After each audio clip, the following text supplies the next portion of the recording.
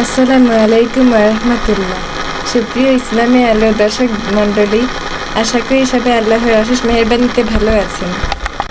আজকে আমরা আলোচনা করব হযরত আলী রাদিয়াল্লাহু তাআলা আনহু এর জীবনে একটি ঘটনা। চলুন শুরু করা যাক।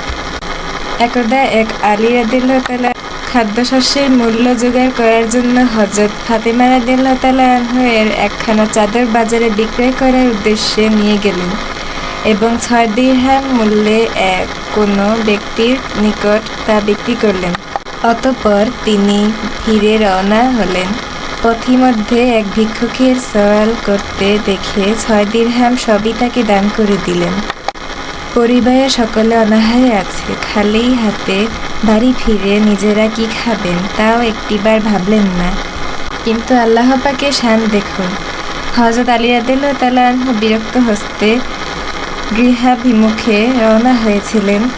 এমন সময় হযরত জিবরাইল আলাইহিস সালাম বেদুইন বেশে একটি উষ্ট্রীসহ তার সামনে এসে বললেন, হে আলী, আপনি ইচ্ছা করলে আমার এই উষ্ট্রী ক্রয় করে নিয়ে যেতে পারেন এবং মূল্য পরে দিলেই হবে। হযরত আলী রাদিয়াল্লাহু তাআলা আনহু 100 দিরহাম মূল্য ধরে উষ্ট্রীকে খরিদ করত।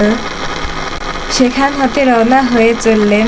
এমন এক সময় মিকাইল আলাইহিস সালাম মানুষের বেশে হাজির হয়ে তাকে বললেন, ওহে, আপনি কি এই উষ্ট্রীটি বিক্রয় করবেন? যদি করেন তবে আমি এর মূল্য যাবৎ আপনাকে 160 দিরহাম দেব। হযরত আলী রাদিয়াল্লাহু তাআলা আনন্দিত হয়ে 160 দিরহামের মূল্যে নগদ বুঝে পেয়ে উষ্ট্রীটি আগন্তুকের নিকট বিক্রয় করে দিলেন। ক্রেতা বিক্রেতা উভয়ই যার যার পথে চলতে গেলেন।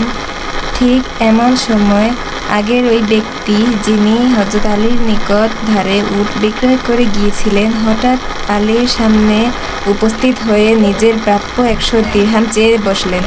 হযরত আলী রাদিয়াল্লাহু তাআলা আনহু তাৎক্ষণিক 170 দিরহাম তাকে দিয়ে দিলেন এবং অবশিষ্ট 60 দিরহাম নিয়ে গৃহে ফিরে আসলেন। নগদ 60 দিরহাম দেখে ফাতেমা রাদিয়াল্লাহু তাআলা আনহু জিজ্ঞাসা করলেন, এটা কোথায় গেলেন?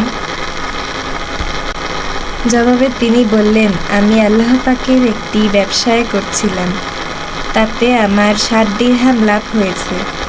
অতঃপর আলী রাদিয়াল্লাহু তাআলা আনহু এই ঘটনা হযরত রাসূল করিম সাল্লাল্লাহু আলাইহি ওয়াসাল্লামের নিকট বিবৃতি করলে তিনি বললেন, উট বিক্রেতা ছিলেন হযরত জিবরাইল আলাইহিস সালাম আর ক্রেতা ছিলেন হযরত মিকাইল আলাইহিস সালাম, আর যে উষ্ট্রীটি বেচা কিনা হয়েছিল তাই হবে কিয়ামতের দিনের ফাতেমা রাদিয়াল্লাহু তাআলা আনহুর এক বাহন।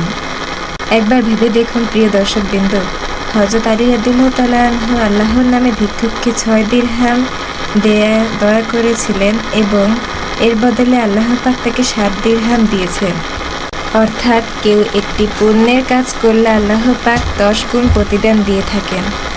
মোট কথা হলো যে সদকা খয়রাতের এমনই এক ধরনের বহু উপকার রয়েছে বলেই আল্লাহ পাক এটি শস্য বীজ হতে 700 শস্য উৎপন্ন হওয়ার দৃষ্টান্ত দিয়েছেন। সুপ্রিয় দর্শক, এই ঘটনা থেকে স্পষ্ট বোঝা গেল যে আল্লাহর রাস্তায় দান করে তার সম্পদ আল্লাহ দ্বিগুণ বাড়িয়ে দেন। সুবহানাল্লাহ। সুপ্রিয় দর্শক, আজকের মতো বিদায় নিচ্ছি। ভিডিওটি ভালো লাগলে একটি লাইক করে দিবেন ও একটি সাবস্ক্রাইব করে পাশে থাকবেন। মহান আল্লাহ তাআলা আমাদেরকে সকল গুনাহ থেকে বেঁচে থাকার তৌফিক দান করুন। আমিন।